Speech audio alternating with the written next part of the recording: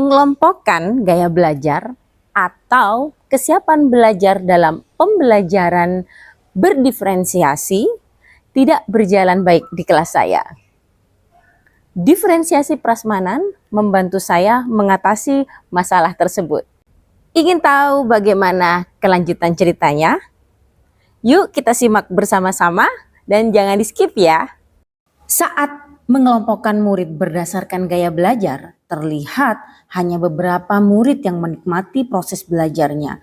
Yang lain terlihat acuh, bahkan tertidur, ataupun mendatangi kelompok lain untuk melihat sumber belajar berbeda yang diberikan oleh guru. Diferensiasi prasmanan membuat murid lebih fleksibel untuk memilih sumber belajar yang sesuai dengan kemampuan ataupun minatnya pada saat itu.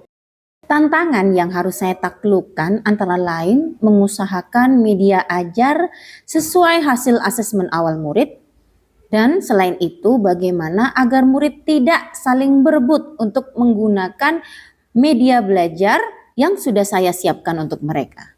Oke, kayak gitu. Tu, wa. Jadi saya akan seperti itu. Jadi tepuk tangannya tu, wa.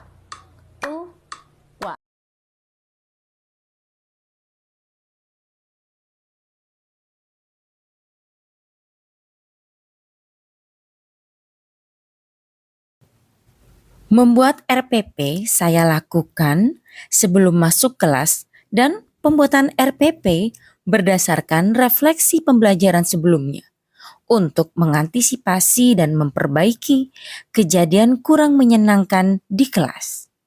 Di sini mau digambar boleh. Diferensiasi prasmanan tipe 1 menggunakan penataan meja yang disusun memanjang. Kursi murid diletakkan di luar area meja prasmanan.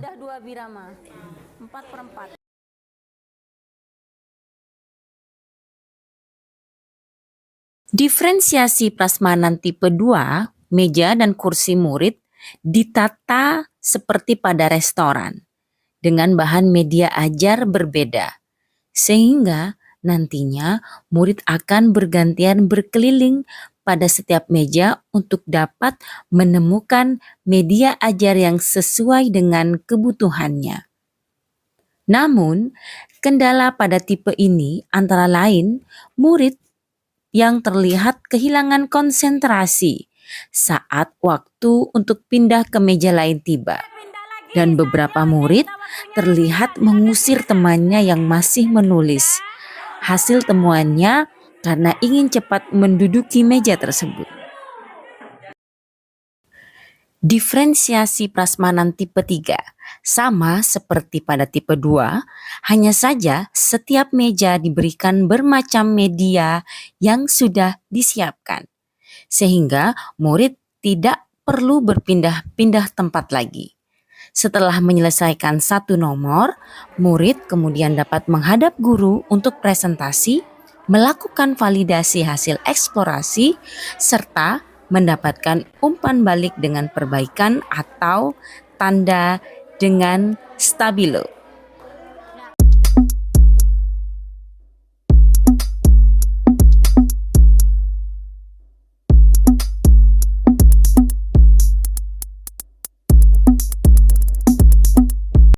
Saran saya supaya pembelajaran seperti ini dan kreativitas seperti ini tetap dilakukan oleh Bu Lydia, dan perbanyak lagi media pembelajaran supaya anak-anak menjadi lebih nyaman dalam belajar. Pembelajaran yang dilakukan oleh Bu Lydia sudah sangat memfasilitasi murid. Namun di tipe kedua akan lebih baik usul saya murid tidak berpindah-pindah, karena saya melihat beberapa murid itu masih kehilangan konsentrasi. Saran saya untuk diferensiasi tipe 3 ini, Bu Lydia mendorkan dulu materi yang mau diberikan kepada siswa. Karena siswa kan tidak didownloadkan, kadang melihat materi yang lainnya, buka yang lainnya, buka dari IG, buka dari YouTube yang lain yang tidak berhubungan dengan materi. Saya bisa memilih materi yang saya minati. Saya lebih suka menonton video daripada harus membaca. Kalau saya lebih suka membaca daripada menonton video. Kurikulum Merdeka bukan soal konsep, namun guru laksana penyaji restoran.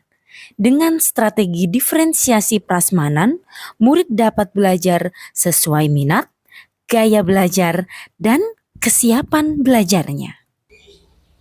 Terima kasih sudah menyimak praktik baik saya. Semoga apa yang saya lakukan bisa membantu Bapak Ibu guru semuanya untuk melaksanakan pembelajaran berdiferensiasi.